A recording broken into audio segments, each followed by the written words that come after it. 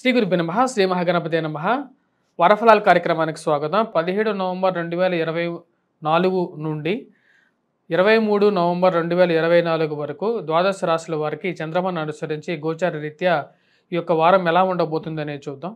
ముఖ్యంగా వచ్చినప్పటికీ ముందుగా గ్రహస్థితి చూద్దాం. గ్రహస్థితి గమనించినట్లయితే గురువు వృషభంలో కొనసాగుతున్నాడు. అదేవిధంగా కుజుడు నీచత్వం పొందాడు. కుజ స్తంభన అనేది జరుగుతుంది. ఇది కర్కాటకంలో జరుగుతున్నది. నీచత్వంలో ఉన్నాడు కుజుడు. అదేవిధంగా కేతువు వచ్చేటప్పటికి మనం గమనించినట్లయితే కేతువు కన్యలో, అదేవిధంగా రాహు వచ్చేటప్పటికి మీనంలో, మరియు బుధుడు రవి కలిసి వచ్చేటప్పటికి తన యొక్క మార్పు జరిగిందన్నమాట. రవి యొక్క మార్పు అనేది 16వ తారీఖున జరిగింది. 17వ తారీఖున రవి యొక్క మార్పు వచ్చేటప్పటికి వృశ్చికంలోకి జరిగింది. బుధుడితో కలవటం జరిగింది. అదేవిధంగా శుక్రుడు వచ్చేటప్పటికి మనం గమనించినట్లయితే ధనస్సులో కొనసాగుతున్నాడు. శని కుంభంలో కొనసాగుతున్నాడు. ఇటువంటి గ్రహస్థితి రాబోతున్నటువంటి వారం రోజుల పాటు ద్వాదశ రాశుల వారికి ఎలా ఉండబోతుందని చూద్దాం. తులారాశి వారికి ఈ యొక్క వారం కొంచెం మిశ్రమమైనటువంటి ఫలితాలు గోచరిస్తూ ఉన్నాయి. సమయానికి రావాల్సినటువంటి డబ్బు రొటేషన్ అనేది అనుకూలంగా ఉంటుంది, కానీ దుబారా ఖర్చు అనేది అధికంగా ఉంటుంది. మాట్లాడేటప్పుడు అధికమైనటువంటి కోపంతో మాట్లాడటం, ఇరుగు పొరుగు సఖ్యత విషయంలో తగు జాగ్రత్తలు అనేవి తీసుకోవాలి. 10 మందితో మాట్లాడేటప్పుడు 10 మందిలో ఎంతమంది మీ వైపు ఉన్నారు, ఎంతమంది మీ వెనకాల మీ గురించి మాట్లాడుకుంటున్నారు అనే విషయాన్ని మీరు గమనించగలుగుతారు. వారిని ఎలా అధిగమించగాలి, మీ యొక్క రాజకీయ జీవితాన్ని ఎలా కాపాడుకోవాలి, ఉద్యోగపరంగా ఎలా ముందుకు వెళ్ళాలి అని చెప్పి ఆలోచనలో పడతారు.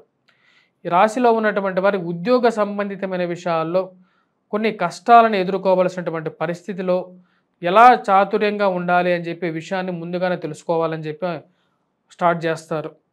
ఈ రాశిలో ఉన్నటువంటి వారికి ఇరుగు పొరుగు సఖ్యత విషయంలో తగు జాగ్రత్తలు తీసుకోవాలి. మరియు అదేవిధంగా ఉద్యోగ ప్రయత్న సంబంధితమైన విషయాల్లో వారాంతంలో కొంచెం అనుకూలమైనటువంటి ఫలితాలు పొందగలుగుతారు. సెల్ఫ్ కాన్ఫిడెన్స్ లెవెల్స్ పెంపొందించుకోవాలి అని చెప్పి ఆలోచిస్తారు.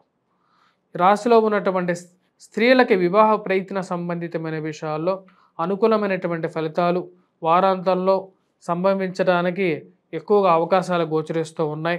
మరియు అదేవిధంగా విద్యా సంబంధితమైన విషయాల్లో విద్యార్థులు కష్టపడి చదవవలసినటువంటి ముఖ్యమైనటువంటి సూచన.